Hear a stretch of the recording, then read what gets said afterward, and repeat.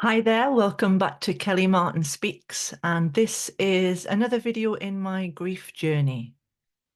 I'm aware it's been about 8 months, nearly 9 months now, since I last posted a video. And back in the early days of grief, everything was just too much, and it was difficult to express what I was going through. Since I last did a video, I'm still grieving.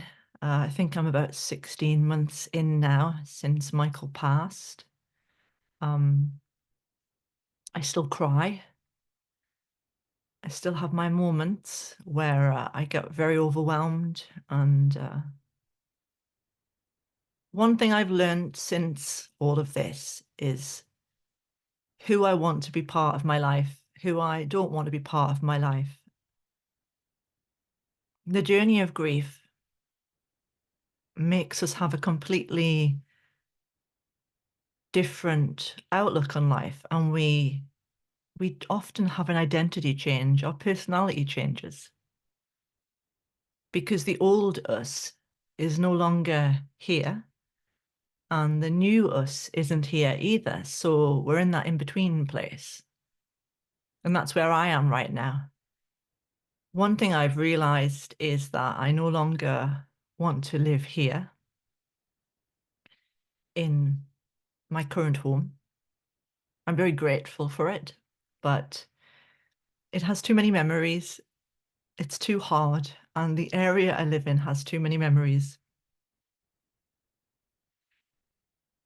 And it's kind of dragging me down. And I don't know, not this doesn't happen to everybody, because when my mother lost my father when I was 26, she chose to live and stay in a home that was the family home, and that was right for her. But for me, this was a home because of Michael, and he was my home. I don't really feel like I've got an anchor here anymore, and I'm going through a complete identity crisis, not in a bad way. It feels a really positive thing. And I have moments of glimmers of light now. I wouldn't say that my heart is completely lifted. It has probably the cloud that has been over it since Michael passed has dissipated, and there's maybe 20 to 30% light being revealed again, and opportunities and possibilities. I have no way of knowing how I'm going to move, how I'm going to leave where I am. Most of my friends aren't my friends now. And that was all part of this journey. And I feel like sometimes life empties out those who are not meant to be part of our forward journey. Sometimes people can't cope with our grief, so they leave. Sometimes people judge how we react or respond when we're in grief, so we may let them go. And a whole host of other things happen. And then everybody else has their own lives and their own trauma, their own stresses. So not everybody can be there when we need them. And I've had I'd say probably a very isolated grief journey. There has been few people around to support me.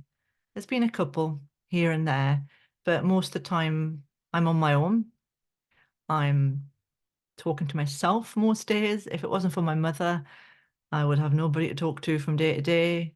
It's uh, it's been a very strange time. In the past 8 9 months, I've done lots of different things. I tried line dancing to just boost my spirit. That didn't work out for me. It was too big a group, and I felt like I was in a goldfish bowl, and everybody was staring. There was about 100 people in this hall, and I didn't have a clue what I was doing. And when you're feeling anxious and depressed and stressed and grieving, it's really difficult to be in touch with the moves that you need to do when you're um, line dancing. And then I did it. I joined a rock choir, which was really nice to begin with. And then I had a health issue happen, which is I'm still in recovery from. Something happened to my knee, and I was on crutches. And when you're sick, and you've lost your special someone, it's hard to handle that. And yeah, I spent about 2 weeks on crutches, and my knee is still swollen, and I can't straighten it still. It's been, I think, about 4 months now, and I'm just doing a lot of physio exercises, working on it every other day to rehabilitate it. I'm hoping it's going to give me some relief soon. I am walking better. It's just not straightening, which is a bit of a pain. And there's a lot of things that are going on. I've also, at the moment, I'm involved in a project that I've written a book, and I'm not going to say much about it right now, but I'm going to be submitting it to agents this week. I'm quite nervous about it. Um, but it's been kind of a labor of love, and I'll let you know about it when I've more of it comes out into the world. Um, I can smile a bit more now. I wouldn't say my laughter switch is turned on yet, but I am laughing a bit more now. Um, I'm able to dance. Music doesn't send me into a spiral of depression, which every single song did in the past. Well, not long after Michael died, I couldn't listen to music. It was too painful. Um, I'm letting go of a lot. I'm letting go of people. I'm letting go of the area I'm in, or energetic level. I'm letting go of my home in a way. I'm preparing myself to move, even though I don't know how that's going to happen, but I'm trusting that the divine knows how that's going to happen. And that's all I can do is have faith and trust that if I'm meant to be moving into a new place, into a new environment, and to have a new chapter in my life, that life will provide all of the ways I can do that. So I'll keep you updated. But I want you to know that if you're in the first year or the first few months, that I'm not going to say it gets better. Um, it kind of naturally changes. And there will be moments where you feel like you've gone backwards. Um, I'm just going to shut my door because the road sweeper has decided to sweep the outside right now. I'm just going to shut it.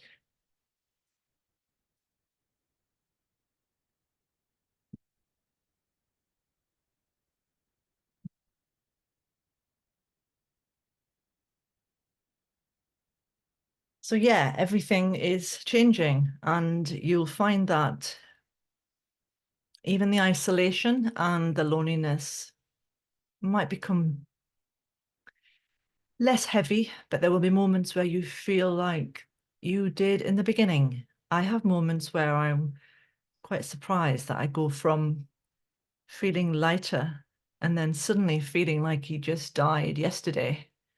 The memories come up. I did some physio exercises last week, and one of them was kind of stretching my hip out.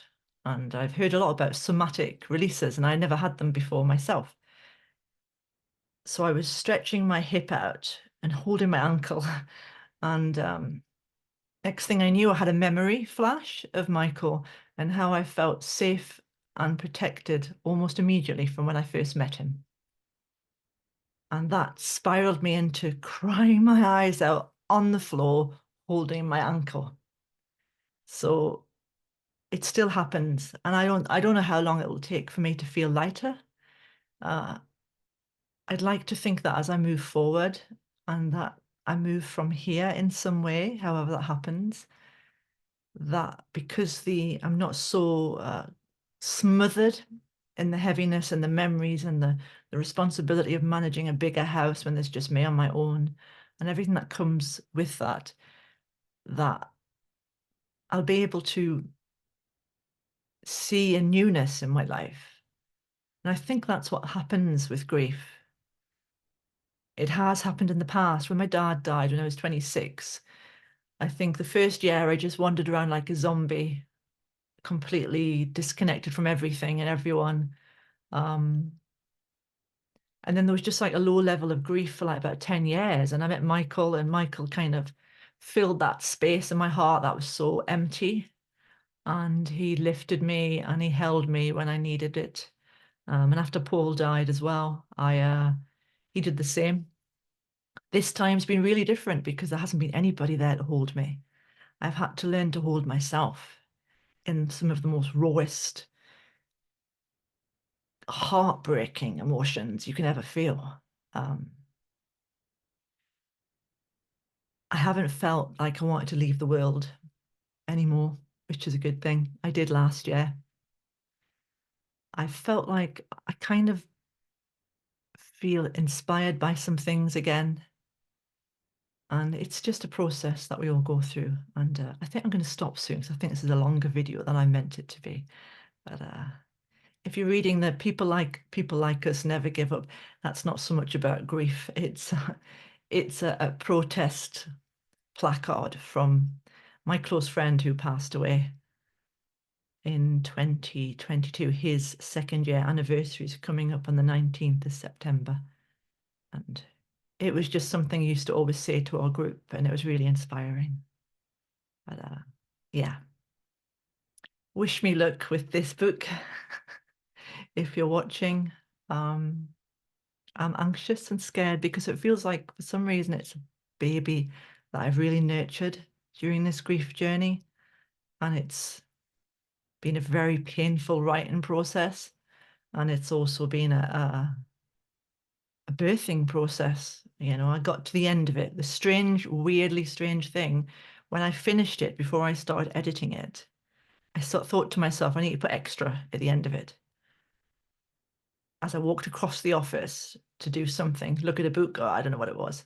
And that is when my knee gave way and I couldn't walk. It was like my body literally stopped me in my tracks, like saying that was the end of this journey now. That's the end. Don't write anymore. This is the end. It's time to let it birth itself. And and then the whole walking thing happened, or the lack of walking. And yeah, grief does funny things. It affects us physically on many different levels. I said I was going to finish this, but I just wanted to add that if you're having lung issues, more heart palpitations. I mean, I'm going through the perimenopause, but I've had a lot more palpitations since Michael passed away. If you find your breathing's a bit more labored, you've got more congestion from all the crying, um, just know that's normal. But if it gets too much, see a doctor and get them to check you out. I had to have an MRI scan on my leg and just found out that I have a cartilage that is thinning, and I'm trying to tell my body to regrow it. So, because I really would like to walk and I'd like to dance again freely without feeling restricted. So I hope your grief journey is